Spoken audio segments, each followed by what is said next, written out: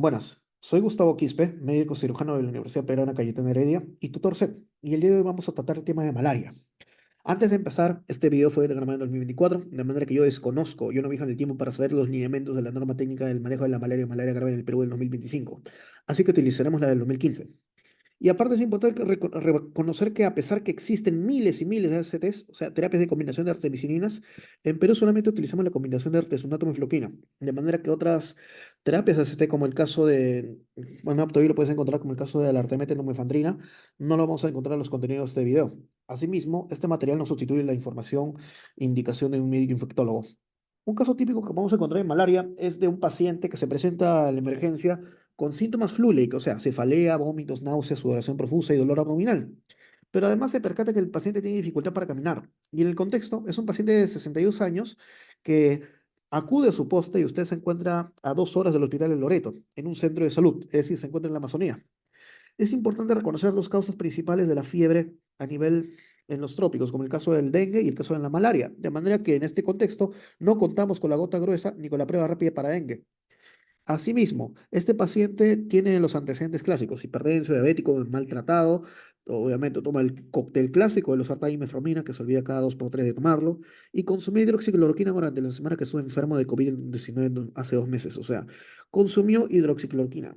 Ahí nos vamos a preguntar cuáles son los efectos secundarios de esta droga y por qué. ¿Por qué no hay que confundir una cosa con otra? Para hacerme entender. Aparte, en el examen físico te das cuenta de lo siguiente: presión de 130 60, es obeso, es un paciente que tiene fiebre, 38,4, y aparte está en mal estado general. Es un paciente que lo ves y dices, ay Dios, está enfermo.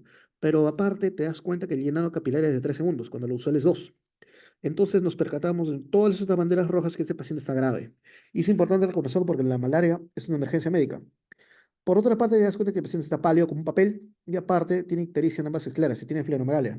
El diagnóstico, como podrás ver en contenido del video, es malaria, pues ¿qué más puede ser? Pero la conducta inmediata, y cuando me refiero a conducta inmediata es por qué eso, porque la malaria es una emergencia médica, de manera que tenemos que tratarla inmediatamente, valga la redundancia. Generalidades. La malaria general es provocado por un microbio llamado Plasmodium. Plasmodium tiene varias especies, o sea, Falciparum, Vivax, Oval y malaria. Pero este microbio lo que hace es transmitirse mediante un vector y a la vez hospedero definitivo, denominado anófeles. Hay bastantes anófeles de especies en todo el Perú distribuidos a lo largo del mundo, pero lo que tenemos que reconocer es esto, que es anófeles y no Aedes, pues, ahí si no te busco.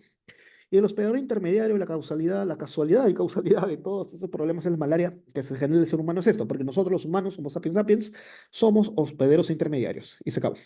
Debe ser importante recalcar que estos contenidos, estos videos están apuntando a que la malaria es una emergencia médica y por eso esto es importante. Tenemos que reconocer cuándo una malaria es severa para poder tratarla de manera oportuna y evitar que el paciente se vaya con San Pedro.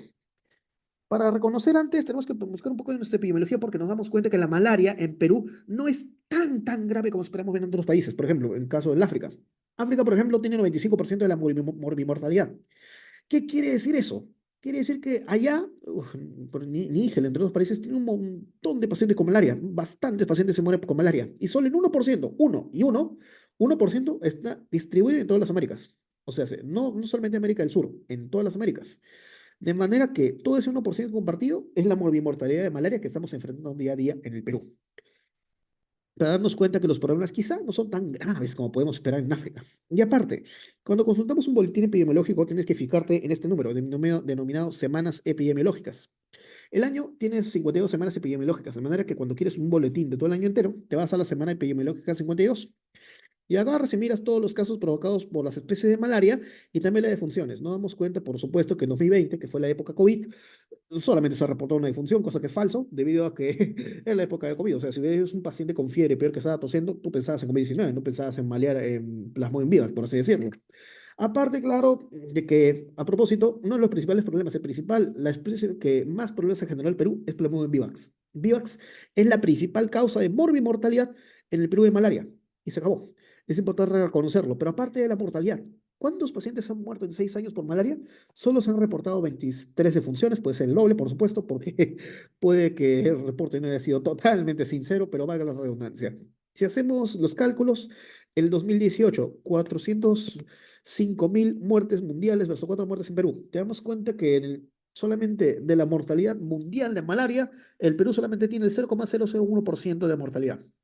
No es un problema tan crítico, pero es importante reconocerlo, que aquí en el Perú, a pesar que es un 1%, sigue generando problemas, siendo una emergencia médica. ¡Ay, Dios!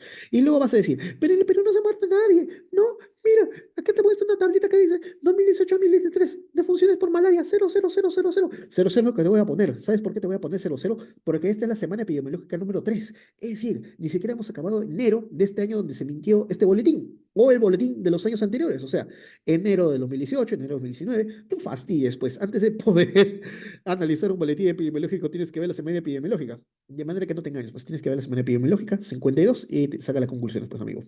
Los números, yo sé que los números son un poco tediosos, pero la tablita es fácil de interpretar cuando sacas conclusiones. Por ejemplo, los principales departamentos que tienen malaria, ¿qué son? Loreto, Amazonas, San Martín, Ucayale.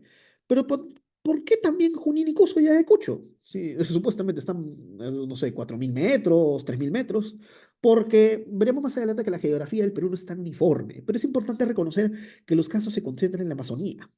Y por otra parte, la gran mayoría de morbimortalidad por Plasmodium es por Plasmodium vivax. Luego sigue Falciparum. Afortunadamente, Falciparum no es un problema tan grave con África. En África, definitivamente, alguien tiene el falciparum como el número uno.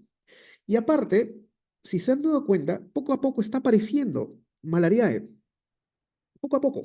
55 casos. En Loreto, nada más. Pero reconocer una cosa.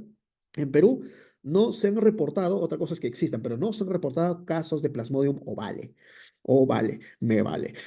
Ahora, para que ningún político se te engañe, te estafe, no sé, ese tipo de cosas, te mete un tap, no sé lo que sea, pero el plan malaria cero no es literalmente erradicar la malaria como erradicar la viruela, sino que lo que buscan, tienes que leer bien el papel antes de decir, hay malaria cero, no quiero nada de malaria en el Perú. Lo primero que tienes que hacer es ver los objetivos, pues. Reducir el 90% de la mortalidad de los casos de malaria en el Perú de 2022, el anteaño pasado, hasta el 2030. Una tarea que no es una tarea no tan fácil, por supuesto, porque sería reducir los casos de 18.000 a 1.000, por así decirlo. Y no es una tarea fácil, ¿eh? Sería reducir los casos de malaria a los que esperarías encontrar en las primeras 3 semanas del año, lo cual sería un tremendo logro, ¿eh? Ciclo de vida de Plasmodium. El Plasmodium tiene 3 ciclos. El ciclo preditrocítico, el eritrocítico y el ciclo que ocurre dentro del mosquito. Es importante reconocer estos ciclos. El preditrocítico ocurre todo en el hígado. Y todo empieza, como todo buen agente infeccioso, empieza con un agente, con una forma infecciosa, que es el esporozoito. El esporozoito es la forma infecciosa de Plasmodium, del género Plasmodium. Es importante reconocerlo porque este esporozoito lo que va a hacer no es irse a la sangre, no es irse al eritrocito, lo que va a hacer es irse al hepatocito, a los hepatocitos para llenarlos, para embarazarlos y llenarlos de unas estructuras denominadas esquizontes. Estos esquizontes son como huevos que se forman dentro de los hepatocitos. Un solo hepatocito puede tener hasta 1.000 de estos parásitos denominados merontes o merozoitos. 1.000 merozoitos por hepatocito, para que te des una idea. ¡Wow! En ese momento, todo ese periodo que te he narrado, todo ese periodo de tiempo que te he narrado, ¿cuánto dura? 7 días. Y es importante reconocer el tiempo de incubación del Plasmodium, porque puede ser un tiempo de incubación promedio de 7 a 30 días, pero es importante reconocer que mínimo necesita un tiempo de incubación, una latencia de 7 días, nada más, como mínimo, como mínimo. De manera que sacas este teorema. Si tienes fiebre a los 7 días antes, o sea, día 4, día 3, del día de exposición endémica, viajas a la selva, entonces es improbable que tengas malaria. Por ejemplo, si el domingo has estado en Loreto y el martes estás trabajando y te da fiebre, probablemente te haya dado fiebre por otra cosa, no es malaria, pues, porque la malaria necesita 7 días para incubarse en el hígado, 7 días para poder evolucionar, hacer la evolución de los Pokémon en el hígado, pues, o sea, para formar merontes, 7 días como mínimo. Ya el otro límite, de 7 a 30 días, 60 días, 90 días, 2 años, 3 años, eso ya es otra cosa que vamos a ver más adelante. Y otras características importantes. No todos los esporozoitos van a formar los esquizontes. Algunos de ellos van a formar formas latentes denominadas hipnozoitos, como el caso de Plasmodium vivax y Plasmodium ovale. Pero, como te he contado antes, solamente en el Perú tenemos que preocuparnos de qué? De vivax, por ser vivo, pues.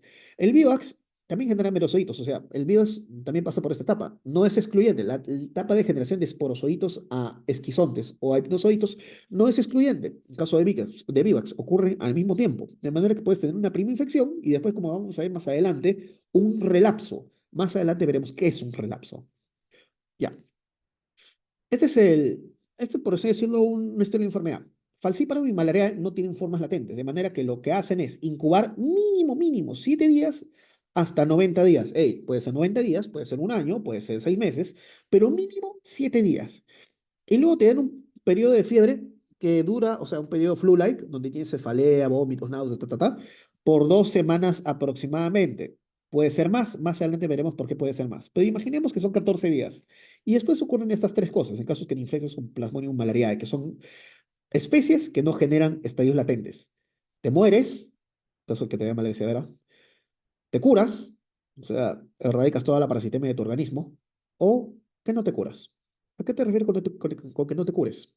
Porque puede ocurrir un fenómeno, que el periodo febril, por ejemplo, te den tratamiento, pero ese tratamiento es trucho, pues, o sea, los medicamentos están vencidos, el doctor que te trató es un cantinflas, todo esto, y te das cuenta que lo que ha ocurrido en realidad no ha sido curarte la enfermedad, lo único que has bajado es la parasitemia, pero no erradicarla. De manera que este parásito, esta primo infección todavía continúa, solamente que te quedas por un periodo de tiempo sin síntomas, unos días o meses. Pero esa misma primo infección te vuelve a desarrollar los síntomas, o sea, vuelves a tener fiebre y dices, oye, me he vuelto a dar la malaria, tendré COVID. No. Es la misma prima infección, solamente que puede ocurrir solamente por el tema de un tratamiento incorrecto o por un sistema inmune debilitado. Y este caso es la recrudescencia. Cuando una persona tiene recrudescencia, la misma prima infección se manifiesta con los mismos síntomas luego de un periodo aparente de mejoría, que es por un tratamiento mal hecho, que suele suceder, ¿eh? Y esto puede ser de días o meses, a lo mucho días o meses, no años. Porque, ¿qué sucede cuando te da los síntomas luego de unos años? O cuando tienes periodos de latencia que duran 90 días, 6 meses. Eso suele suceder con estas dos especies, Vivax ovale, porque forman hipnozoitos. Recuérdalo bien, hipnozoitos. Los hipnozoitos son importantes en este ciclo de vida porque estos pueden formar estadios latentes que por algún trigger biológico, inmunológico, podemos volver a generar síntomas. Y eso es importante reconocerlo porque vive Axiovale, luego de lo que te conté, pues un periodo de incubación mínimo de 7 días, una fiebre de 2 semanas, y luego, bueno, no te tratan, pues, o te han tratado mal, nada, pues, pero no te tratan. La cosa es que te curas, tu sistema inmune hace el trabajo por la medicina, pero los hipnozoitos que quedaron en el hígado van a volver a salir como merontes, pues, van a volver a la sangre. Y eso puede suceder en años, de manera que ya no es la prima infección, porque la prima infección ya la trataste con agentes, con parasitocidas, o ya la mataste con tu sistema inmune, pero la infección se fue, pues. De manera que lo único que queda, el único plasmodium que queda en tu organismo es el del hígado, el hipnozoito. Este hipnozoito a los años vuelve a resurgir, vuelve al torrente sanguíneo, vuelve a generar parasitemia y vuelves a tener síntomas. Eso se llama relapso. El relapso ocurre por la parasitemia por hipnozoitos dormantes.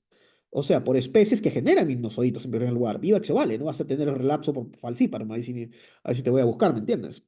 En cambio, la recrudescencia que puede ocurrir en cualquiera de las cuatro especies es cuando la tratas mal, cuando utilizas un tratamiento incorrecto, cuando medicamentos vencidos, pobre adherencia. La adherencia es un problema también importante en el momento de tratar una enfermedad. Cuando el paciente no toma sus pastillas, te miente, todo eso te engaña, las vende, no sé, juega con ellas o los dados. No sé, pues. Lo que pasa es que el tratamiento es malo y la infección no se ha erradicado, de manera que vuelven los síntomas. Punto, se acabó. Esa es la recrudescencia.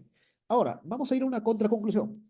El principal diferencial febril de malaria en la célula, ¿cuál es? Dengue.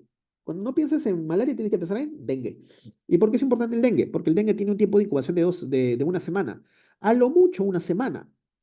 Pero, importante, yo te he dicho que si viajas a la selva el domingo y el martes te da fiebre, es improbable que sea malaria, porque necesitas incubar por 7 días. Pero, ¿qué pasa si vuelves de la selva el día 1 de mayo, pero te da fiebre el día 20 de mayo? ¿Dengue? Ahí ya no, pues. Un episodio febril a los 14 días o más de exposición endémica hace improbable el diagnóstico de dengue. Ahí entra en juego la malaria. ¿Te das cuenta? Es un contraejemplo. Por eso es importante saber los tiempos de incubación. El dengue puede tener un tiempo de incubación de 7 días, pero 2 semanas ya no, pues no te pases. El dengue no forma hipnozoido, nada, no fastidies, pues. En cambio, la malaria puede manifestarse desde el momento que te picó el mosquito a los 7 días, 90 días, 6 meses, Puede ocurrir eso. Eso puede pasar, pero mínimo 7 días. El ciclo de vida de Plasmodium, cuando lo vemos el ciclo eritrocítico, ahí es donde las cosas se ponen interesantes, porque el parásito, en forma de merozoito, cuando llega a la sangre, lo que hace es infectar eritrocitos, literalmente. Lo que hace es agarrar un eritrocito, se mete a él, lo penetra y empieza a reproducirse dentro de él. Es como si el eritrocito tuviera todos los nutrientes, pues es un parásito, de manera que forma una estructura llamada el trofosodito. Y este trofosodito se va a alimentar de la hemoglobina del eritrocito y va a formar moléculas tóxicas, entre otras, que lo van a deformar y finalmente lo van a volver otro esquizonte. No esquizonte del hígado, sino esquizonte del torrente sanguíneo. Y este isquizonte, valga la redundancia, sin necesidad de utilizar gametos, va a generar otros merozoitos, más merozoitos. Eso se llama un ciclo asexual. Lo que predomina, lo más importante para los síntomas, es el ciclo asexual del plasmodium, porque el ciclo asexual, un merozoito entra en el torrente sanguíneo, pero al final va a destruir el eritrocito y va a liberar más merozoitos. Eso es importante porque este fenómeno no ocurre eritrocito por eritrocito, uno por uno. Esto ocurre con todos los eritrocitos de manera, o sea, los eritrocitos al alcance del meronte, de manera constante. Es constante ese fenómeno de entrada, salida, infección, entrada, salida, infección, ciclo, ciclo, ciclo, ciclo, infección, ocurre de manera constante. No es que, como seguro te habrás leído en los libros, pues, el día uno es fiebre, día 2 vacaciones, día 3 fiebre, o día uno fiebre, día 2 día 3 vacaciones, normal, día 4 así en tu calendario, fiebre. Eso de la terciana y la cuartana, eso ya no existe, amigo. ¿Sabes por qué? Porque existe tratamiento. Esto de la terciana y la cuartana existía cuando dejabas que el parásito se aprovechara tanto de los eritrocitos que hiciera incluso su propio patrón. O sea, infectar a estos eritrocitos de manera constante el mismo ratio en que son intercambiados por mediante mediante la hematopoiesis, pues, o sea, mediante la generación de nuevos eritrocitos. Y eso es importante porque clásicamente la podemos llamar a la terciana, que es cada 48 horas, benigna a Plasmodium vivax, o sea, cada 3 días. Mientras que la terciana maligna es Plasmodium falciparum, que no tiene ciclo, y cuartana de 72 horas en malariae. Pero eso no ocurre en la vida real. En la vida real el parásito no espera. En la vida real ya hay tratamiento, ya hay terapias, de manera que no es improbable llegar a un caso de malaria tan avanzado que tengas que tratar con tercianas o cuartanas. Hoy en día los tratamientos, la malaria se tiene que tratar de manera tan oportuna que esto no lo sueles ver, esto no se debería ni ver. En lugar de ver al paciente, tienes que ver al doctor que lo trató, el que lo trató, pues para que te hagas una idea. Los ciclos febriles son asincrónicos, completamente asincrónicos. No es posible determinar la especie por medio de la clínica. Eso ya no funciona. Se acabó. La evidencia lo respalda. No puede determinar si es malaria solamente porque tuvo 72 horas de periodo febril. No, no puedes, ya no. Eso ya es el pasado. Hoy es el futuro. Ya, listo. Acá, la patogenia de Plasmodium se explica por estos dos fenómenos. Primero lo que te explica, pues, la lisis, la liberación de los merozoitos. O sea, tú ves que el merozoito infectó el eritrocito, lo vuelve esquizonte, y ya, pues, libera todos los merozoitos. Y la liberación de la lisis de eritrocitos genera muchas consecuencias, pues, o sea, liberación de citoquinas proinflamatorias, tú sabes, pues, la TNF-alfa, que es la reina de la fiebre, y además la interleucina 1 producto de los factores asociados a daño, o sea, moléculas citoplasmáticas que no deberían estar fuera, pues. De esta manera, es que cada vez que existe parasitemia, esto es importante para este video, cada vez que existe parasitemia hay fiebre. La parasitemia se correlaciona con la fiebre y la parasitemia se correlaciona con la mortalidad. Eso es importante. Mientras más parasitemia, peor es. Punto, se acabó. Y aparte, la liberación de merocitos va a generar más eritrocitos infectados, de manera que vas a tener paroxismos febriles irregulares, asincrónicos. Y otro fenómeno que replica la malaria severa es la generación de una molécula perversa llamada el Plasmodium falciparum erythrocyte membrane protein, o FEMP. ¿Qué es esta molécula? Esta molécula lo que hace no solamente el merozoito se reproduce dentro, asexualmente se reproduce dentro del eritrocito. El merozoito genera cambios en la membrana del eritrocito. De manera que esta membrana expresa una molécula que no es de los seres humanos. O sea, el humano no expresa esta molécula, pero el parásito sí. Lo hace expresar en la superficie del eritrocito y genera un esquizonte, como si fuera un pega-pega, como si fuera un velcro, eso que hay en la ropa, pues. Este velcro lo que hace es pegarse a la microvasculatura, empieza a hacer clogging, empieza a taponar vasos sanguíneos capilares y genera todo un montón de consecuencias, tanto a nivel cerebral como a nivel sistémico. Más adelante lo vamos a ver, ese es el motivo del cual existe malaria severa. Sickle cell y Duffy Null, ¿qué son estos? Son fenotipos de los seres humanos que por evolución han desarrollado para poder hacer frente naturalmente a la infección por Plasmodium. El caso de sickle cell, que es la anemia de células falciformes, es por una mutación puntual en la estructura de la hemoglobina de manera que forma hemoglobina S, una forma de hemoglobina que genera hipoxia tisular. Hipoxia tisular, una forma como si fuera sickle, o sea, como si fuera una cuña de los eritrocitos. No es que la cuña espante a los merontes, lo que hace es asfixiar a los merosocitos que se atreven a entrar a ese eritrocito, que a su vez padece la enfermedad de anemia de células falciformes. porque esta hemoglobina S no le deja que el eritrocito tenga, el eritrocito no deja que el parásito se alimente de él, de manera que las personas que tienen sickle cell tienen una protección natural hacia todas las especies del género Plasmodium, pero de manera particular, y solo ocurre con Vivax, cuando tienes el fenotipo Duffy null. El Duffy es uno de los grupos sanguíneos 9O, que existen los grupos, los eritrocitos. Es una molécula que se expresa en la superficie del eritrocito y puedes tener, es una molécula codominante, de manera que puedes tener un aminoácido, de manera que expresa un fenotipo 1 o un fenotipo 2 o un fenotipo B por otro aminoácido. Pero cuando no lo expresas es cuando se dice que es null. Y cuando es null tienes una protección contra Vivax porque evita que Vivax se, ¿cómo decirlo? Se agarre, penetre ese eritrocito para poder infectarlo. De manera que el fenotipo Duffy null, o sea, el fenotipo que es Duffy AXBX, no puede ser infectado por estos merotes de Plasmodium vivax. En cambio, cuando hablamos de sickle cell, la protección es generalmente hacia todas las especies. Ciclo esporgónico. El ciclo esporgónico ocurre dentro del insecto. O sea, el insecto lo que hace no es chuparse los esquizontes, nada. Lo que le interesa a la mosca, a la anófeles, a la anofelina, como lo vamos a llamar más adelante, es chupar los gametocitos. Estos gametocitos, como habrás visto, son parte del ciclo sexual. El meronte puede ser tanto ciclo sexual como ciclo sexual. El ciclo sexual no puede reproducirse en el hospedero intermediario, o sea, en Homo sapiens sapiens, nosotros, no puede. Necesita a la mosca, necesita al anófeles, del mosquito, necesita al anófeles. De manera que lo que hace el mosquito, el anófeles, es chupar sangre. Cuando chupa gametocitos es cuando el mosquito se infecta, la anofelina. ¿Por qué digo la anofelina? Porque solamente la anófeles hembra es la que pica a los seres humanos, sobre todo de noche, la anofelina. No quiero poner más ejemplos porque si no van a ir en este video. Ya, horas punta, desde el ocaso hasta el alba, de manera que toda la noche es que estas anofelinas trabajan, pues. La hembra necesita sangre, o sea, esta sangre es importante, la sangre que chupa no para poder infectarse, lo hace para poder producir proteínas, porque esta hembra, esta de anófeles, pone como 200 huevos. Y estos huevos son como una especie de botes, son como unos botecitos, pues. Estos botecitos les gusta hidratarse y navegar en charcos de agua, floreros, bidones de agua, charcos de lluvia, regadíos, siembras. Eso es importante porque una de las maneras de evitar no al agente infeccioso, sino el vector, es mediante el control de las aguas hervidas. De manera que estos huevos no les dejas hidratarse, no les dejas desarrollarse. Caso contrario, esos huevos en esos cuerpos de agua se vuelven pupas y adivina qué sale de la pupa. Anofelina adolescente no, sale anofelina adulta. Las anófeles hembras que salen de los huevos son capaces de infectar a los seres humanos y de reproducirse inmediatamente. No como los machos que necesitan madurar una vez que hayan salido de la pupa. Por eso es importante también el control del vector, porque estos vectores se reproducen rápidamente. Ya pues, te he comentado que este tablita tiene una particularidad. Ves Loreto, Amazonas, San Martín, Ucayali, pero también ves Junín, Ayacucho, Cusco. Oye, me vas a decir, oye, Gustavo, no sé, 3000 metros, 4000 metros, no sé, o sea, eso no tiene nada que ver con la selva, mano. Ahí hay hielo, no sé, ahí se me secan los labios, ahí pasan todo tipo de cosas, ahí no hay calor, ahí hace todo frío. Pues eso es importante porque el vector solo puede reproducirse, solamente puede vivir hasta los 2300 metros sobre el nivel del mar.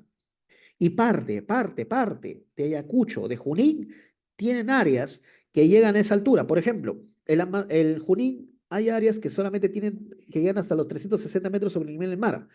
Pero hay áreas que llegan a 5000. Obviamente acá no va a haber anófeles, pero acá sí, pues obviamente, 360. Y en cambio Amazonas. En el Amazonas me vas a decir, oye, pero el Amazonas es en la selva. O sea, en todo el Amazonas hay anófeles. No, no, no, la respuesta es no. En partes del Amazonas hay anófeles, porque gracias a la geografía del Perú, gracias a la cordillera de los Andes, es que el anófeles solamente llega hasta los 2300, porque hay partes del Amazonas que llegan hasta los 4200 metros sobre el nivel del mar. ¡Ey! ¿Te das cuenta? Por eso es importante la geografía. No decir toda la selva, porque no es toda la selva, mi amigo. Solamente son las partes de la Amazonía que no superan los 2300 o 1500 metros sobre el nivel del mar, que es donde puede proliferar el vector. Y a propósito del vector, más allá de las características morfológicas, lo importante es diferenciarlo de la Aedes. Porque las dos son malas, porque recuerda que el anófeles te da la malaria y el Aedes te da el dengue, chikungunya y todas esas cosas malas, pues. Pero el anófeles tiene una particularidad. Le mira las alas y te das cuenta que el anófeles tiene las alas peludas y tiene moteadas, alas moteadas, o sea, alas como si fuera, no sé, como si fuera un queque, pues, un marmoleado, un queque marmoleado. Ahí puedes ver las alas, que a diferencia del Aedes, esta Aedes no tiene las alas peludas y solamente le tiene las alas de un solo color. Lo característico de la Aedes solamente son los puntos blancos de las patas. Aedes y tasusas, pues este es Aedes, pues esto de dengue, chikungunya, zika, pero acá las patas no tienen estos puntos. Pueden ser alas blanquecinas, como el caso de Albimanus, o pueden ser alas oscuras, como el caso de Puntipenis, pero lo importante son las alas y las alas, peludas, alas peludas y alas de color oscuro y claro. Ya está. Eso es lo importante para poder identificar a la malvada anofelina. Arquetipos clínicos. La malaria genera síntomas flu-like. Eso quiere decir que es un combo muy conocido en todos los libros de medicina. Cefalea, fiebre, artralgias, mialgias, te duele todo, pues no quieres pararte, como si te hubiera dado un COVID, pues.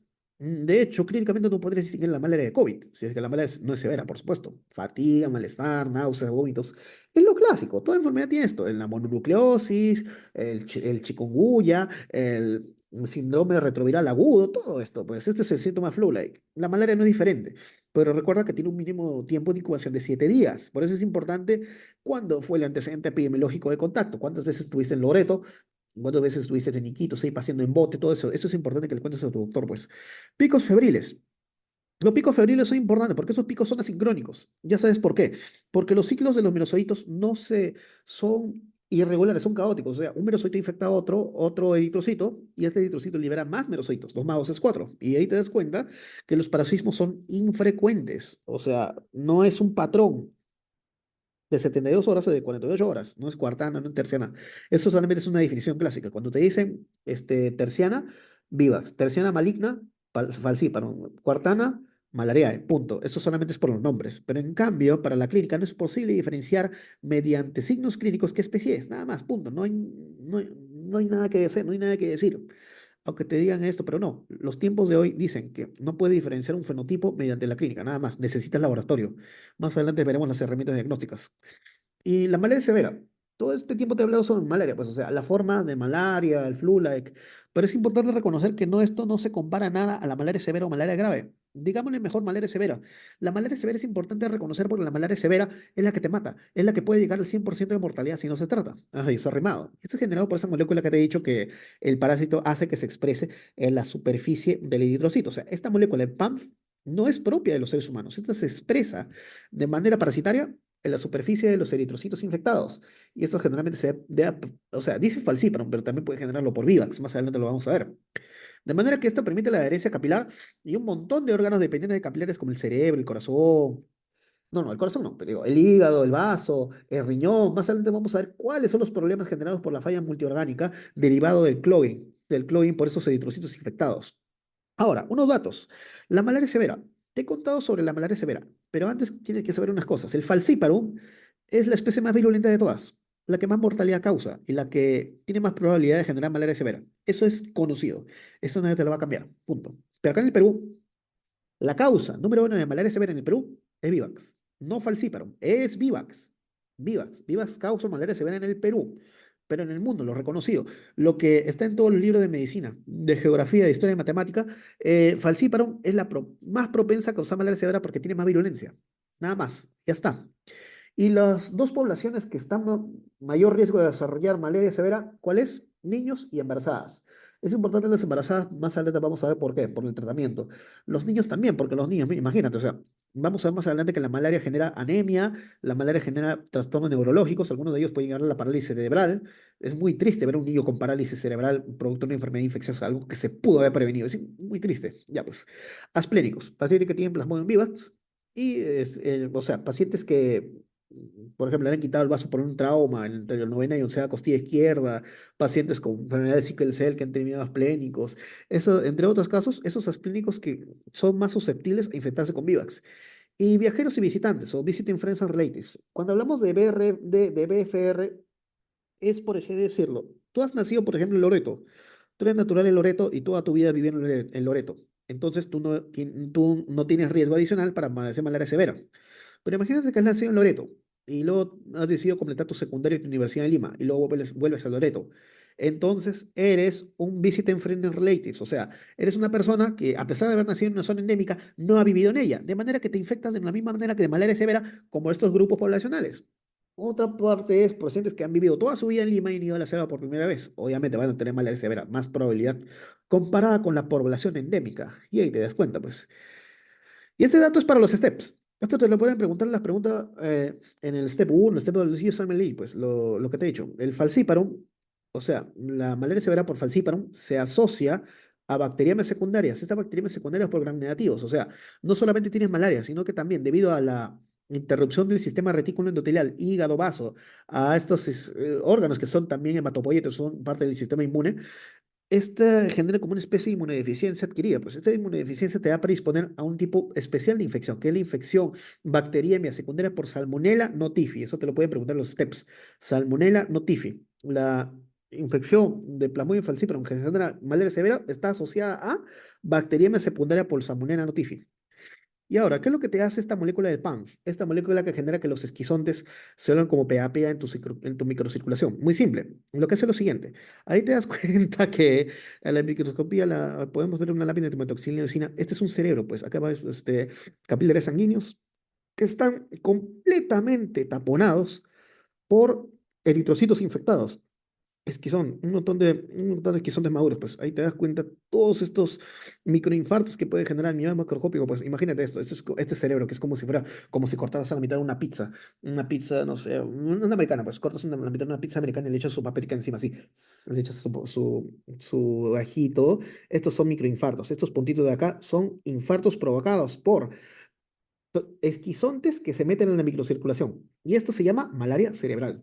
Eso es lo que le hace la malaria severa a tu cerebro, o sea, específicamente Plasmodium falciparum y en Perú Plasmodium vivax. ¿Y qué es lo que puede hacer esta molécula del PANF y el fenómeno de la el fenómeno de la oclusión de los infartos de la microcirculación a nivel de todo tu cuerpo?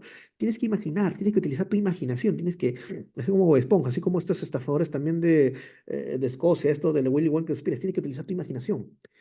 Todo esto se traduce en lo siguiente, los síntomas de la malaria severa. Tienes que aprendértelo, ¿sabes por qué? Porque cualquiera de estos síntomas se presenta en un paciente con malaria, sospechoso de malaria, esto amerita un tratamiento inmediato. Es una emergencia médica. La malaria severa es una emergencia médica, de manera que tienes que echar ojo, tienes que estar atento a estos síntomas para poder tratarlos antes que el paciente se te muera, porque tiene 100% de mortalidad la malaria severa si no se trata de manera adecuada. Vamos a ver, deterioro de conciencia y convulsiones múltiples. Es un producto, por supuesto, de toda la pizza que te he mostrado anteriormente, toda esta malaria cerebral por estos esquizontes, esos eritrocitos infectados por Plasmodium, pues. Plasmodium falciparum, para ser académicamente estrictos, que obstruye los capilares sanguíneos y genera infartos. Por convulsiones múltiples, pues menos de 12 24 horas, bueno, o sea, más de 12 24 horas para que no pienses que esto, para no cumplir la definición de epilepsia, que es menos de 24 horas.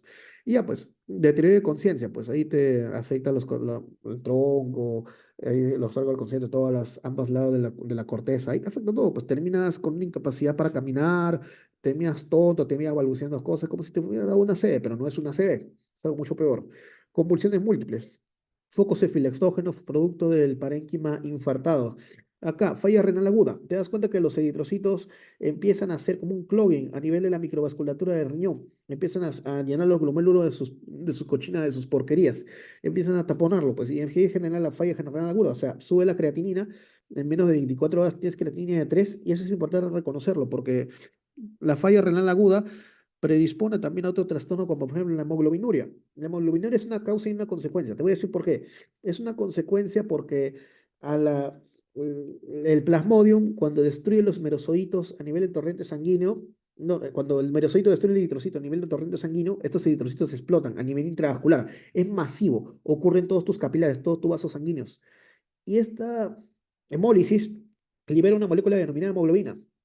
Esta hemoglobina es una molécula que normalmente debería ser expulsada por el hígado en la bilis, una vez que haya sido descompuesta por los eritrocitos para poder formar, por macrófagos para formar bilirrubina.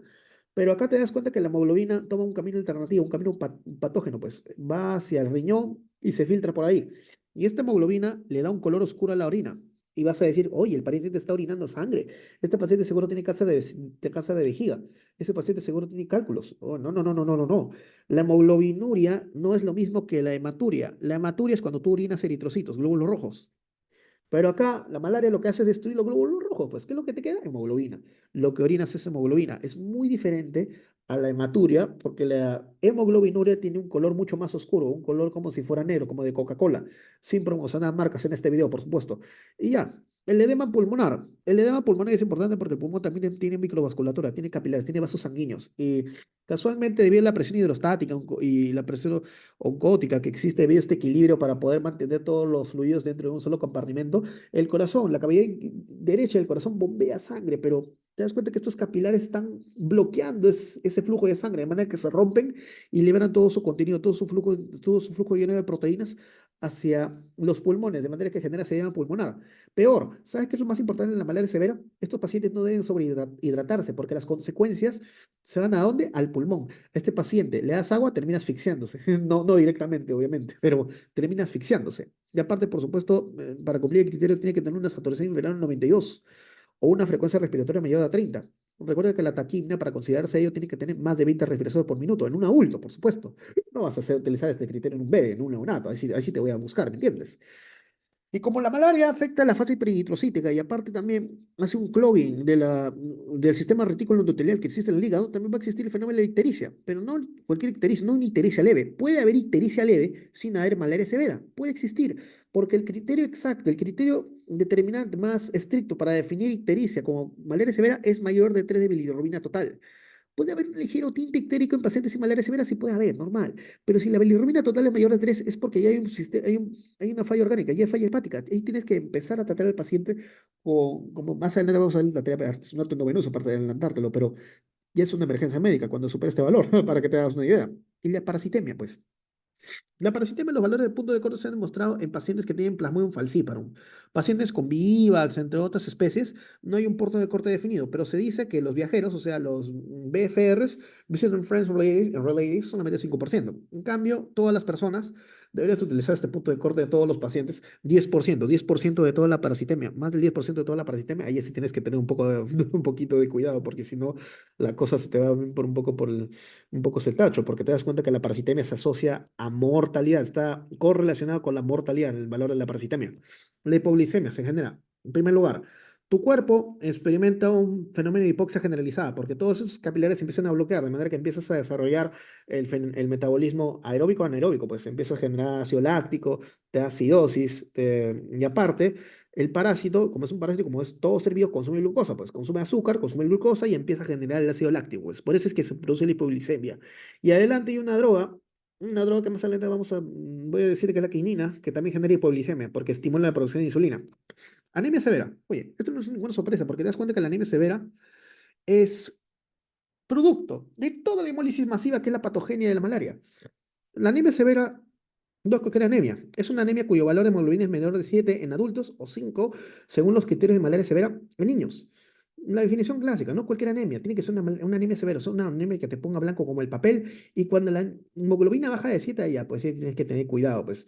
El shock, cuando hemos visto el paciente del caso clínico, o sea, una llenado capilar de 3 segundos, o sea, llenado capilar de 3 segundos, 4 segundos, ahí sí tienes que tener un problema porque te das cuenta que este fenómeno de la microvasculatura, de este fenómeno que empieza a desplazar espacio, agua al tercer espacio, es plasma al tercer espacio, te das cuenta que todo este sistema sistólico, todo el contenido arterial, porque la presión sistólica se define el término como menor de 80 milímetros de mercurio, todo el sistema arterial está terminado por colapsar, porque al final el llenado capilar te está dando a entender que poco a poco el cuerpo se está quedando sin sangre, sin fluidos suficientes para poder mantener una función biológica estable, de manera que al final el paciente termina choqueado, el paciente termina con anemia severa, el paciente también debido a este fenómeno, debido a la activación, primero, a la liberación de todos los factores citoplasmáticos del eritrocito y a la activación de todas las vías inflamatorias producto del clogging, generas también un fenómeno de coagulación intravascular diseminada, de manera que consumes todos tus factores de coagulación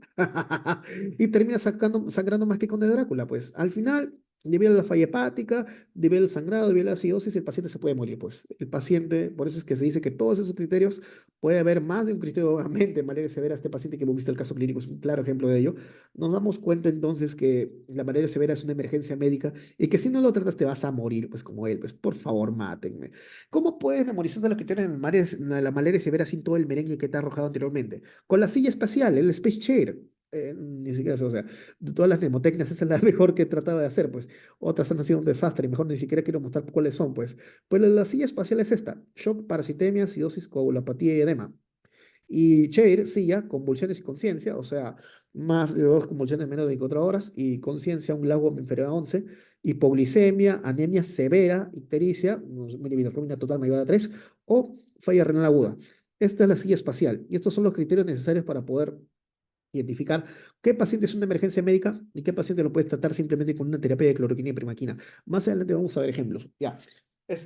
Diagnóstico. El diagnóstico gold estándar, por suerte y por fortuna, es mediante la microscopía, un examen directo tanto de dos láminas, no una, no otra, dos láminas, gota fina y gota gruesa.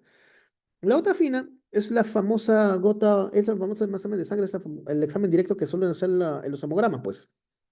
Agarra sangre con una lámina portaobjeto, lo exprimes por la lámina y le pones tinta, le pones una tinción y ya, pues agarras, empiezas a ver eritrocitos, glóbulos rojos y glóbulos blancos. Ya, pues.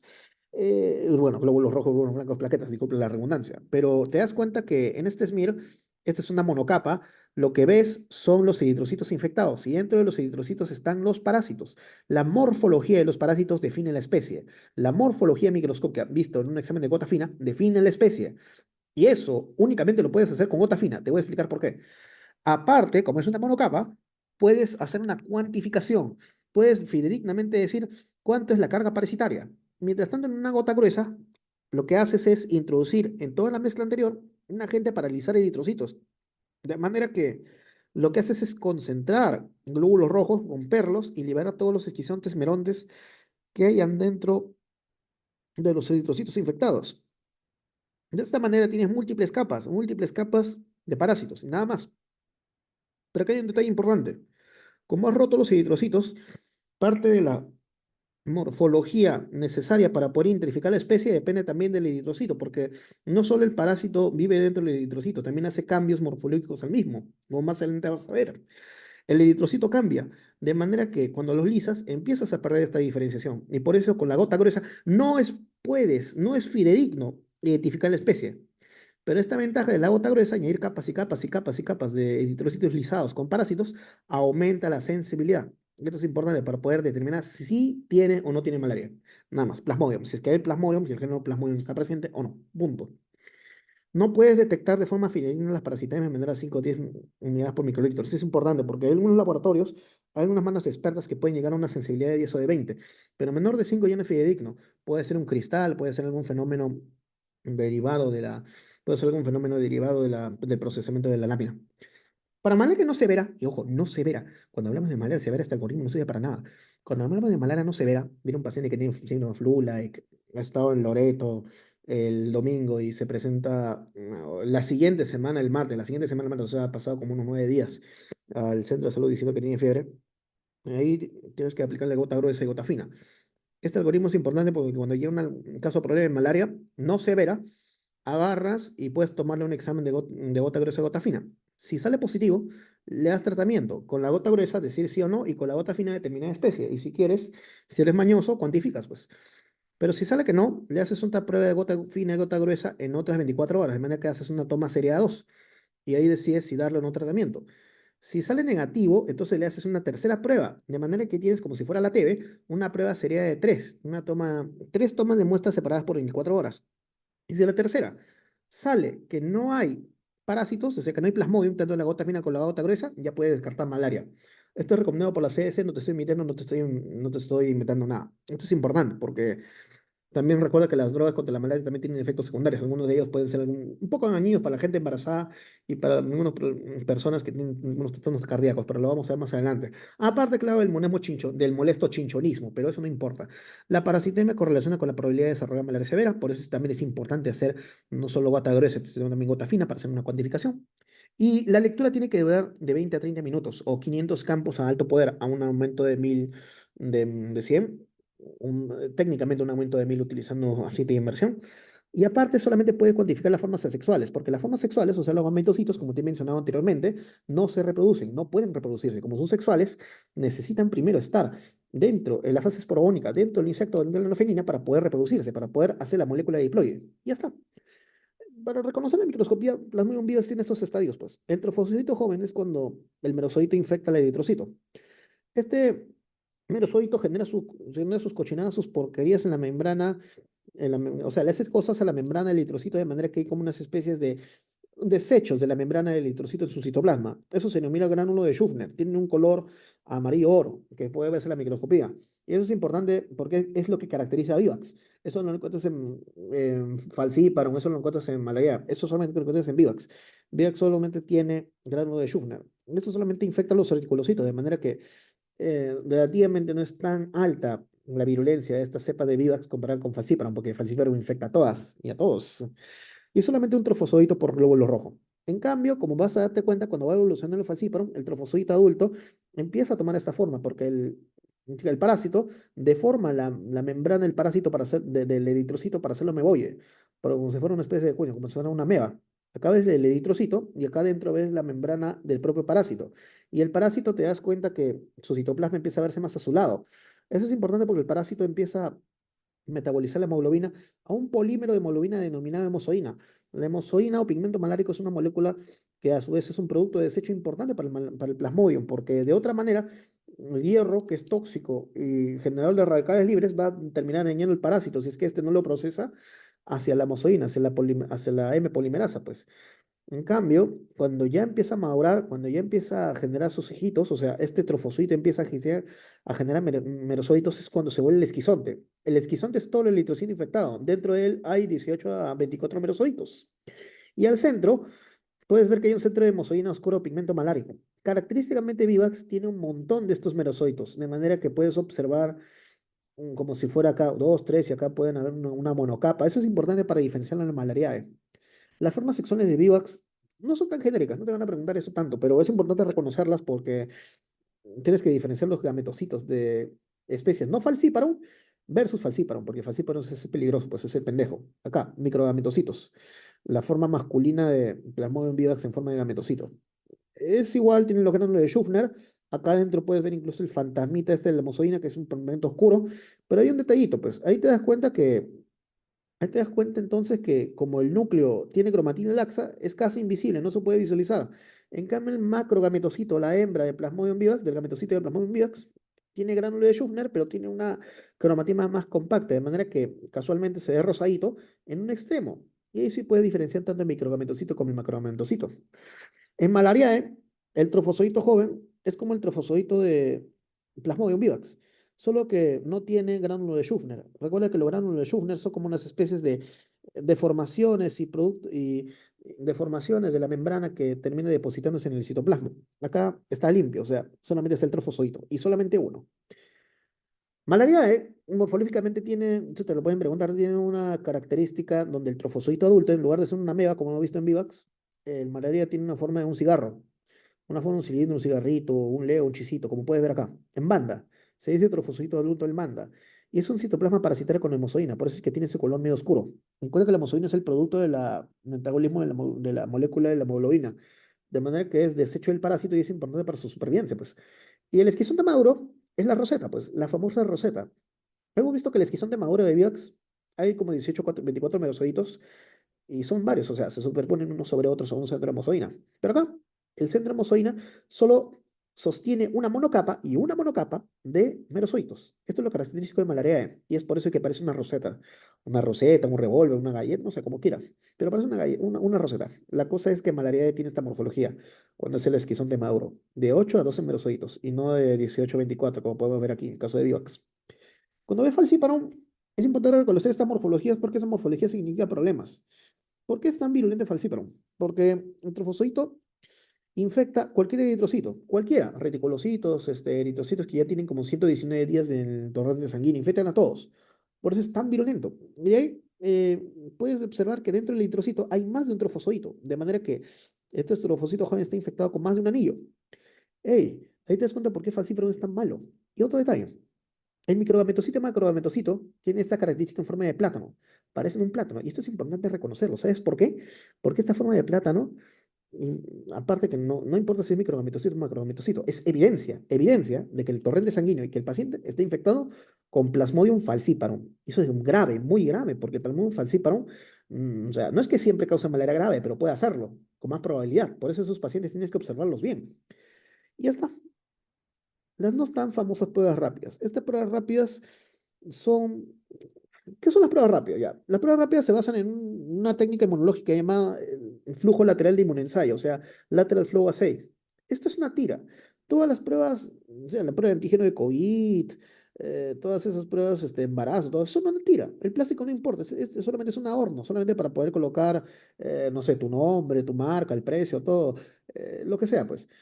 Pero la prueba real no es nada, no es el plástico, acá no hay ningún laboratorio escondido, no, esto es una tira, nada más. La prueba rápida es una tira. Y esta tira lo que hace es, por difusión, colocas una muestra y por difusión la va a desplazar tanto son los anticuerpos como para poder ver la prueba de control, o sea, para poder demostrar que has insertado una muestra, como los anticuerpos de tu proteína de interés que quieres detectar.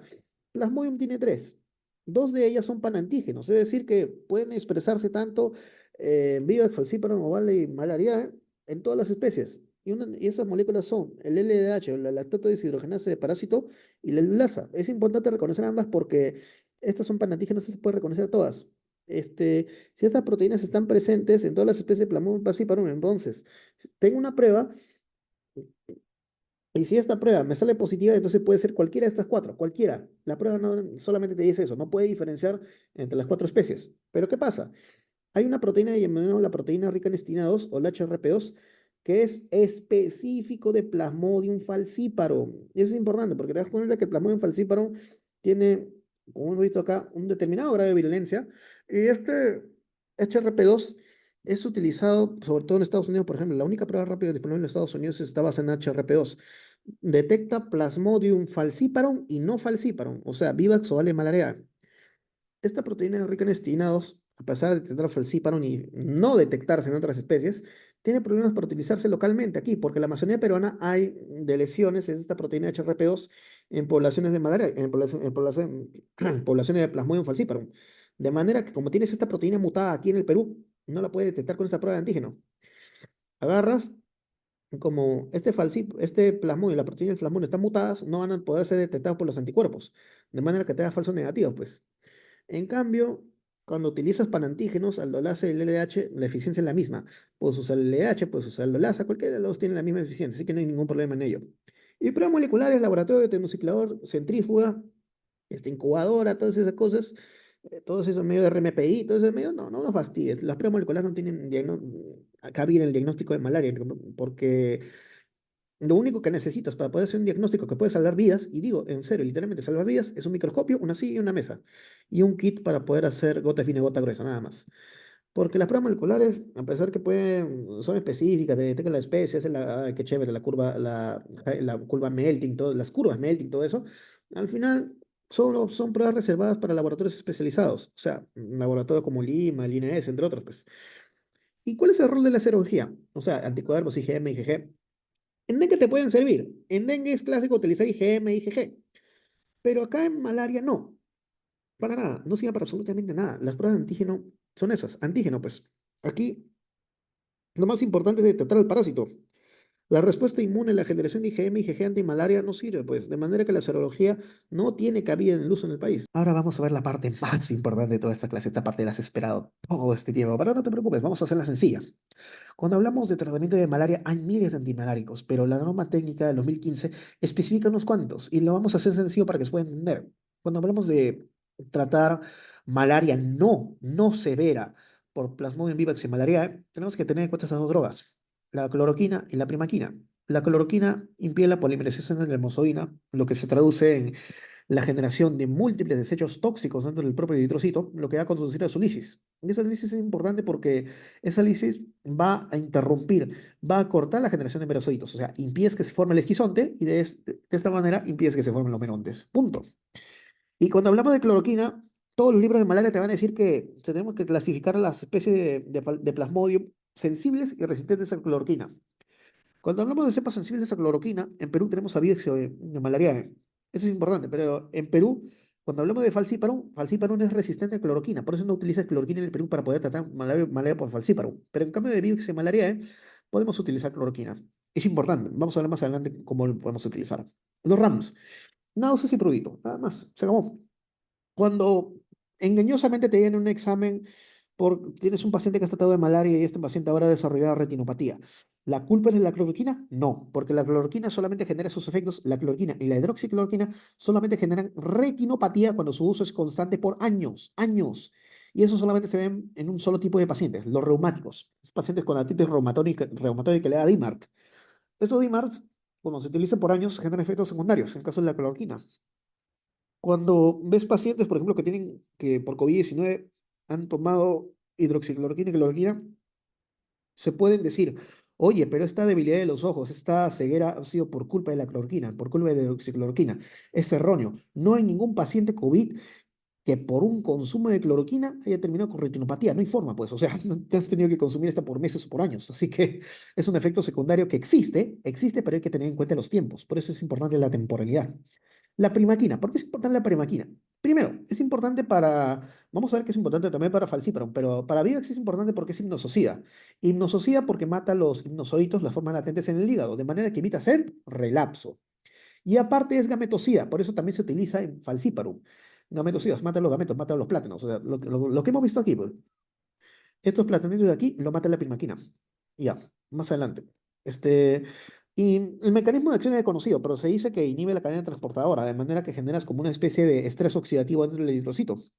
Y eso es importante porque hay una contraindicación de oro para el uso de la primaquina, y son los pacientes que tienen deficiencia de glucosa 6-fosfato deshidrogenasa, más conocido como fabismo. O sea, tú sabes, esos pacientes que comen habas, van a la altura, pero terminan así, termina descompensando, se termina con disnea, terminan con hemólisis, termina, uff, no te quiero decir cómo son todas las cosas, pero la cosa es esta, es una contraindicación principal porque la primaquina induce tanto estrés oxidativo que los eritrocitos terminan rompiéndose, haciendo lisis, haciendo hemólisis en esos pacientes. ¿Y por qué está contraindicando en embarazadas? Está contraindicado no se puede utilizar en embarazadas porque cuando el feto es feto, pues no se puede determinar si es que padece o no de la deficiencia de glucosa 6-fosfato deshidrogenasa. Si le das primaquina y por casualidad del diablo un bebé tiene este déficit, al final el bebé va a terminar hidrópico, va a terminar más inflado que globo de circo, pues para hacernos una idea. Y por eso es que está contraindicado en gestantes. La primaquina y la gestante son un no, ¿me entendiste? Muy bien, siguiente diapositiva. Vamos a ver entonces por qué el tratamiento de Vivex en malaria es tan fácil, pero cuando es malaria no severa. ¿Cuál es la terapia para Vivax y malariae? Cloroquina y primaquina. Estos dos, nada más. Nada más, o sea, Vivax por 7 días, porque con la primaquina buscas eliminar al hipnozoito, y en malariae 3 días. La primaquina es un opcional, porque recuerda que la primaquina es una gametosía. De manera que si tienes una mujer embarazada y está infectada por Plasmodium malariae, solamente le das cloroquina por 3 días. Pero en caso, cuando tiene Vivax, aquí te importa eliminar los hipnozoitos, de manera que lo que haces es darle un régimen de cloroquina. Es muy segura la cloroquina en el parto, en el embarazo, de manera que cuando tenga el parto, recién le das la primaquina. Completa ese régimen de primaquina de 7 días y así eliminas los hipnozoitos. Y ya está, se acabó. Es muy simple. La terapia contra VIH y contra malaria es sencilla. Nada más, cloroquina, primaquina. C y P. Punto. Ahora, falciparum. Cuando hablamos de falciparum, hablamos de malaria no severa.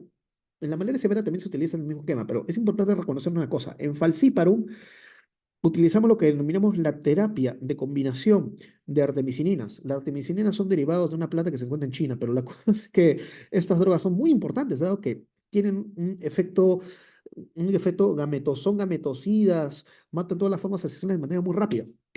Muy rápido, o sea, hacen un clearance tan rápido que incluso se utiliza para malaria severa. Y estas artemisininas tienen una vida media tan corta que para poder mantenerse el torrente sanguíneo y hacer acción antiparasitaria necesitan combinarse con otro antimalárico. De manera que existen una familia de drogas denominadas las ACTs, las Artemisinin Combination Therapy. Estos son importantes porque estas drogas, una tiene una artemisinina que tiene una vida media corta y otra tiene una droga que tiene una vida media relativamente más larga, de manera que evitas que el parásito desarrolle resistencia. Y es importante reconocer que ninguna ACT es superior a la otra, de manera que en el Perú, lo único que utilizamos es artesunate mefloquina. En el Perú, digo, o sea, te puedes traer de Estados Unidos te mete lumefantrina, la misma eficiencia. Puedes traerte, no sé, de otro lugar, tu citomicina, la misma eficiencia. Quizás la sulfadoxina no, porque se ha reportado resistencia en las áreas de la Amazonía, no en las áreas del norte, pero en el norte del Perú. Pero es importante reconocer entonces que lo único que utilizamos en Perú, ¿saben qué es? Artesunato mefloquina, muy efectivo. No vas a encontrar una droga, no vas a encontrar otra droga vendidas aparte. ¿Sabes por qué? Porque la Organización Mundial de la Salud ha prohibido la monoterapia con artemisininas. Está prohibido. No puedes vender artemisininas sin otra droga que lo acompañe. Además, de esta manera no desarrolla resistencia. Y ahí ves. Y de esta manera, con estas artemisininas, con su vida media corta, acoplado con antimalárico, con 3 días de dosis, cubres dos ciclos asexuales. De manera que te baja la parasitemia así. Uf, un montón.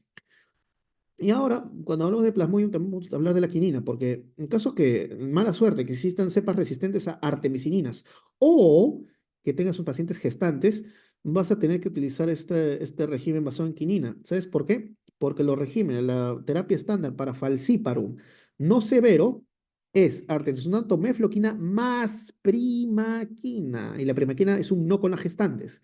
De manera que es importante reconocer la quinina cuando quieres tratar a pacientes embarazadas con falciparum. La quinina, aparte, tiene estas particularidades. Tiene un índice terapéutico muy estrecho, de manera que si te pasas un poco de la mano puedes terminar prolongando el QT, y eso es muy malo. Y aparte, produce hipoglicemia, porque también estimula la producción de insulina. Eso sumado a las características que se podría desarrollar de manera subrepticia el plasmodium, eso puede terminar agravándolo, pues la hipoglicemia. La baja vida media requiere hace 3 veces por día por una semana porque ese es uno de los problemas de la quinina. La quinina tiene un tiempo de vida media corta, de manera que 3 veces al día, tomarlo por una semana, interesante, pues. Por eso es preferible mejor las terapias basadas en artesunato mefloquina. Y el chinchonismo. ¿Por qué es importante reconocer el chinchonismo? Porque te lo pueden preguntar. ¿Qué es el chinchonismo? Es como cuando tú estás con resaca, o sea, tienes visión borrosa, cefalea, náuseas, pero además tienes tinnitus, pi, hace sueño tu oído, pues, pi. Pero es una particularidad porque el chinchonismo, a diferencia de otros RAMS, es reversible y no requiere cambio de dosis. O sea, si un paciente dice, ay, doctor, no veo bien, empieza a escuchar pitidos, empieza a tener vómitos, náuseas, entonces es normal, pues tiene chinchonismo, no tienes que cambiarle la dosis. Es importante tener cuidado también con la dosis de quinina, porque el índice terapéutico estrecho. Ahora, para Plasmodium falciparum no severo, 3 palabras. Artesunato mefloquina, no te estoy diciendo artesunato o mefloquina, te estoy diciendo artesunato mefloquina, los dos, porque no deberían venderse de forma aparte. Recuerda que las artemisininas no deberían venderse como monoterapia. Artesunato mefloquina y primaquina. ¿Primaquina por qué? No porque esta genera sinusoides, o sea, el falciparum no es sinusoides, lo que es un gametocida, por eso es que se da para falciparum. Ya pues. En caso que es gestante, utilizas una terapia basada en quinina, quinina con clindamicina, muy seguros en el embarazo, no hay ningún problema. Clindamicina, unos problemas estomacales, gástricos, ese tipo de cosas, pero no te preocupes, solamente por una semana, junto con la quinina y hasta el problema. En el caso grave de que falciparum, cosa que no espero que te lo encuentres, que es resistente a artemisininas, haces el mismo esquema de las gestantes, pero le agregas primaquina.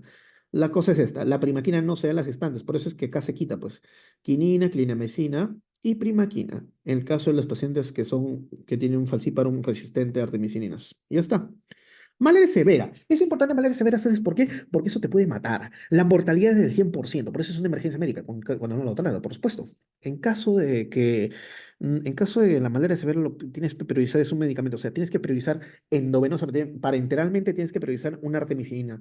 No hay tiempo de espera, no hay, digamos, una tolerancia de 1 hora, 2 horas, no. La terapia es inmediata. Lo que haces entonces en cualquier paciente que tiene malaria, no solamente malaria no complicada, sino cualquier paciente, cualquier paciente con malaria tienes que aplicar la silla espacial, Space Chair, shock, parasitemia, acidosis, coagulopatía, edema pulmonar, convulsiones, hipoglicemia, nieve severa, ictericia y fallo renal. Haces tu silla espacial y ojo, importante, si cumple criterios, apúrate. Agarras, dextrosa al 5% y la diluyes con ranitazolato endovenoso. Y ya está, lo diluyes y se lo metes a la vena de inmediato al paciente. Ahora, es ahora. Tienes que matar a los parásitos ahora. Tienes que limpiar esa sangre ahora de parásitos. Porque si no, el paciente se te va a ir al otro mundo. Y aparte, estos casos son tan graves que al final esos pacientes tienen que ser admitidos en una unidad de cuidados intensivos. Porque recuerda que esto es una emergencia médica. El artesonato endovenoso se da ahora, ahora y ahora. Y luego cada 12 horas hasta completar 3 dosis. Endovenoso, nada de pastillas, nada de comer, nada. Tiene que ser endovenoso, e inmediato. Porque lo que buscas es matar tanto las formas asexuales como los gametocitos de forma rápida. Si no, el paciente se te va a morir. La parasitema va a terminar matando al paciente, pues. Cuando pasa el régimen de 3 dosis de artesunato, te vas a preguntar si el paciente traba. Es una pregunta un poco difícil de contestar, porque recuerda que el paciente con malaria severa puede, o sea, no está consciente, está babeando, está hablando incoherencia, no está orientando el tiempo, no puede pararse solo, no puede tragar solo, vomita, Todo tipo de cosas puede sucederle. Por eso es importante verificar si tolera vía oral luego de este régimen. Si no lo hace, mantienes el artesonato endovenoso por 7 días. Y eso es importante porque si no se va a morir, pues. En cambio, si tolera vía oral, en el caso que objetivamente tolere vía oral, le das pastillas de artesonato mefloquina por 7 días, por una semana entera. Se acabó. Se acabó. En ninguna de estas diapositivas que dice falciparum, ¿te has dado cuenta de algo? En ninguna de estas diapositivas te he mencionado cloroquina. Nada de cloroquina, porque falciparum es resistente a cloroquina, nada más. Nada de cloroquina. Cloroquina no tiene nada que ver acá. ¿Qué te olvides de la cloroquina? La cloroquina y la primaquina solo son para Vivax y para malaria. Punto, se acabó. Y como es una emergencia médica, ¿qué pasa si estás en una posta y no tienes artesonato endovenoso, no tienes nada para poder colocar una vía? O sea, no tienes un equipo, pues ¿qué es lo que tienes que hacer? Agarras una jeringa, coges artemether intramuscular, es un medicamento importante, y se lo metes en la cara del muslo anterior, nada más, inmediatamente. No le das artesonato endovenoso, pero le das algo, y le das algo que es importante. Es mejor que darle nada, porque si no le das nada, se muere, pues. Este artemether intramuscular es lipofílico, de manera que no te tienes que dar por atrás, pues en los glúteos. Si no se va a quedar ahí, pues con todo el ácido hialurónico y el aceite de avión que probablemente se meten las personas, pues no va a pasar nada. Por eso tienes que meterlo en la parte anterior del glúteo. Es importante, es una terapia no definitiva, es una terapia de transición. Agarra, se lo metes como, o sea, como si el paciente tuviera anafilaxia, le metes su epinefrina, pues acá le metes lo mismo, pues le metes arteméter intramuscular, es una artemisinina, se la mete, lo que sea.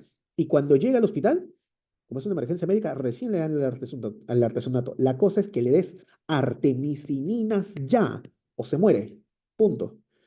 Medidas preventivas, o sea, vamos a hablar sobre la quimioprofilaxis. Te habrás dado cuenta que de toda la familia de fármacos, incluso lo que no he mencionado, no existe fármacos que son esporondosías. No hay ninguna droga que mate esporozoitos. Punto, se acabó. No hay ninguna droga que tenga efecto contra los esporozoitos. Lo que sí existen son vacunas, las RTS, pues, o sea, las que se salieron en 2021 para los niños en África y la de 2023. Pero eso son vacunas, pues eso ya es otra cosa, así que no fastidies. La cosa es que no existen drogas, no existen fármacos para poder tratar los esporozoitos. De manera que lo que haces es, en caso de la quimioprofilaxis, no previene la infección. O sea, igual te vas a infectar, igual van a haber merosomas ahí en los hepatocitos, sí van a haber, pero al fin y al cabo, lo que hace la quimioprofilaxis es mitigar la sintomatología de la malaria, porque lo que no quieres llegar a tener es malaria severa, pues si tienes malaria severa, imagínate, pues UCI, imagínate, ay, no quiero decirte mal las cosas, pues.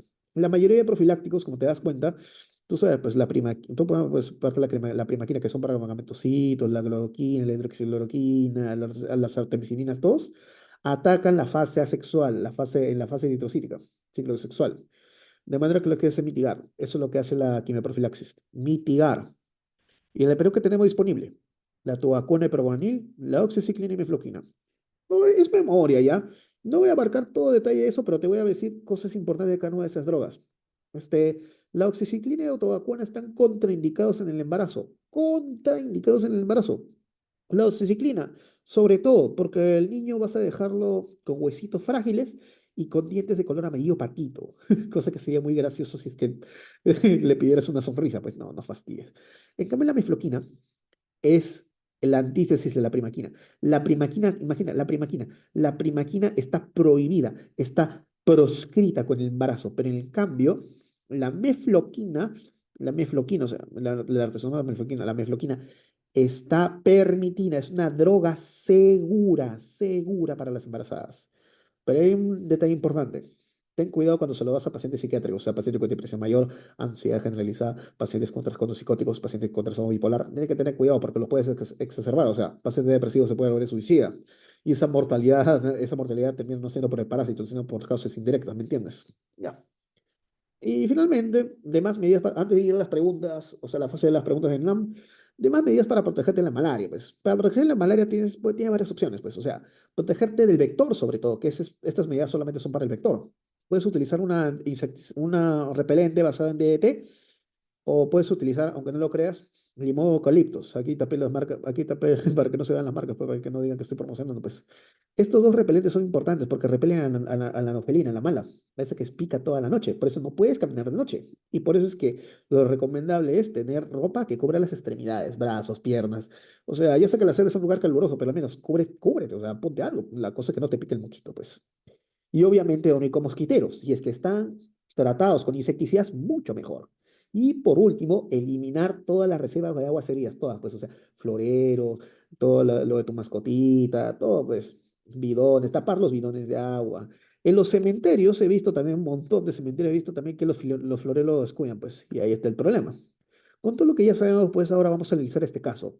Vemos un varón de 62 años que tiene síntomas flu, like SAD, náuseas, vómitos, cefalea, ta, ta, ta, ta, ta, ta. Pero ves que tiene dificultad para deambular. Pues, probablemente sea una alteración mental, una alteración, trastorno del sensorio que posteriormente se está desarrollando. Por lo tanto, puede ser indicio, y eso es suficiente, un indicio de malaria severa. Tienes que tratarlo, es una emergencia médica. O sea, agarras y, cuando estás en un centro de salud a 2 horas del hospital regional, lo que tienes que hacer es agarrar una ampolleta de Artemeter, metérselo en el muslo derecho, muslo izquierdo, cualquiera, contar que sea la cara anterior. Se lo metes en el muslo y con esa terapia temporal, pero importante, de transición, pero importante, agarras y lo envías al hospital, pues en burro, en caballo, en helicóptero, en bote, no sé, mándalo, porque es una emergencia médica. Cuando llegue al Hospital Regional de Loreto, allá te tienen que dar su artesonato endovenoso, sus 3 dosis.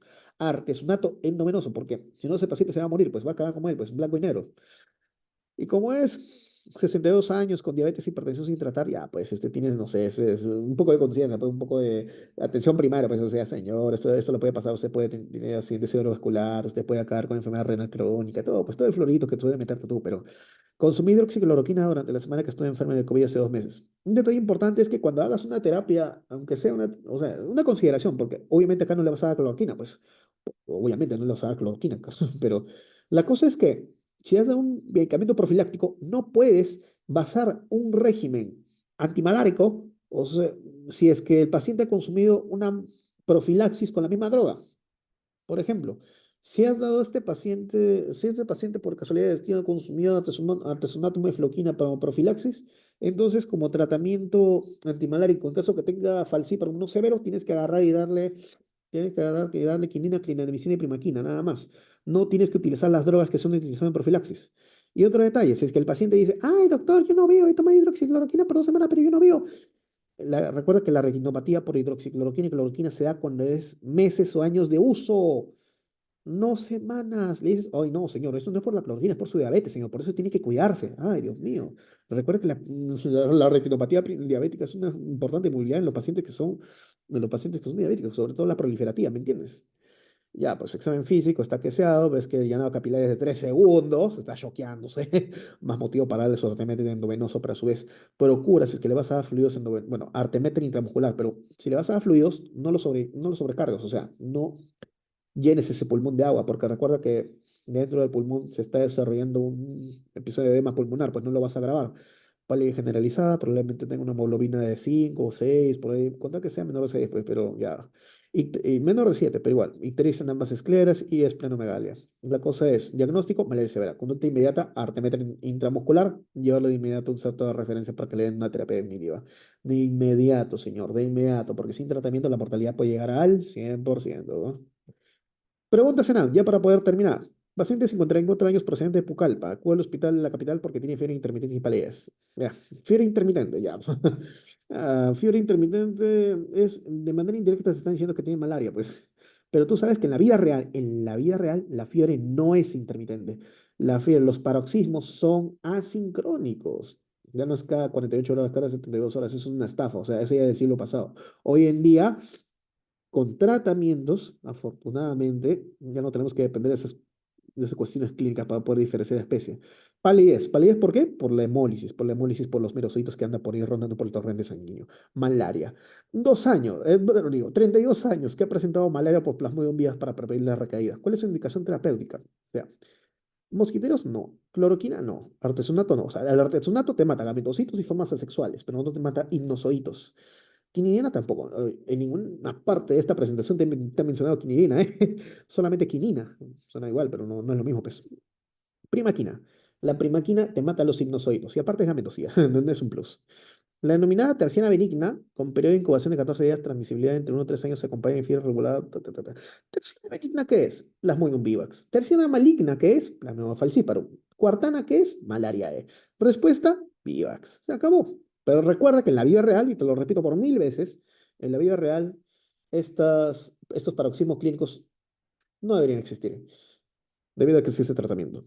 Si no, es una malaria maltratada, una malaria pobremente manejada, ya te das cuenta. Ahí no miras al paciente, sino miras al profesional que lo trató. Ya. ¿Cuál de las siguientes características sugieren forma grave de malaria por plasmodium falciparum? Recuerda la silla espacial. ¿Cefalea de Mielgia? No. ¿Esplenomegalia de anemia? No. Solamente si es anemia severa, pero acá solamente te ponen anemia, así que no. Escalofrío, fiebre y sudores. Malestar general, anorexia. Esto es flu-like, pero ictericia, con tal de que la bilirrubina sea mayor a 3, así que no. Alteraciones mentales, signos neurológicos y convulsiones, o sea, más de dos convulsiones en menos de 24 horas. O sea, tienes un paciente también que tiene un GLaGO menor de 11, un paciente que tiene dificultad para hablar o para poder caminar. Ahí ya te das cuenta que esa es la respuesta, pues. Alteraciones mentales, signos neurológicos y convulsiones. Forma grave, artesonamiento venoso de inmediato. Ya está. Varón de 60 años procedente de Iquitos, acude de emergencia por fiebre alta y escalofríos, dolor abdominal y miércoles. O sea, tiene flu-like. Al examen pálido, ictérico y picadores de insectos. Pálido y hemoglobina de 7. El dengue, tiene que hacerte una pregunta. ¿El dengue causa hemólisis? No. ¿El dengue causa anemia? No. Eso es importante, este dato es crítico, hemoglobina de 7. ¿Cómo es que ha llegado a tener anemia severa? Por la malaria, pues. El dengue no, pero la malaria sí. Dengue, malaria, pues esa es la respuesta, malaria. El dengue no te va a causar hemólisis, no te va a causar anemia, no, eso, esto es falso. El resto, potencialmente sí, por clínica, pero esta anemia no, esto es lo determinante. Contraejemplo, varón de 45 años procedente de Madrid acuye por un fiebre continua de 38, sangrado nasal, peteques y malestar general. Esto es propio de malaria, o sea, la colopatía, el malestar general de fiebre, pero el dolor retrocular, una sola palabra cambia el sentido de la pregunta, ¿eh? Dolor retrocular, oye, ahí te das cuenta que ya no es malaria. Y venga, pues, no toda la vida es malaria, este es un contraejemplo, pues, tienes que aprender a diferenciar las cosas, ¿me entiendes? Ni siquiera hemos utilizado el tiempo de incubación mínimo de 7 días para la malaria, ¿eh? O el máximo permisible para el dengue, que es 14 días. Ahí te das cuenta cómo son las cosas, pues. Ya, listo. Claves, preguntas y finalmente toda mi bibliografía. Preguntas si alguien las tiene, me la pueden mandar a mis teléfonos y correo de contacto, estaré pendiente para poder contestar. En cualquier idioma, contar que es un idioma que pueda entender. Muy bien. Gracias por su atención a todos. A quien les habrá gustado aquí, el médico cirujano de la calle. Bueno, que tengan un excelente día. Es de noche, pero igual, que tengan un excelente día. Gracias.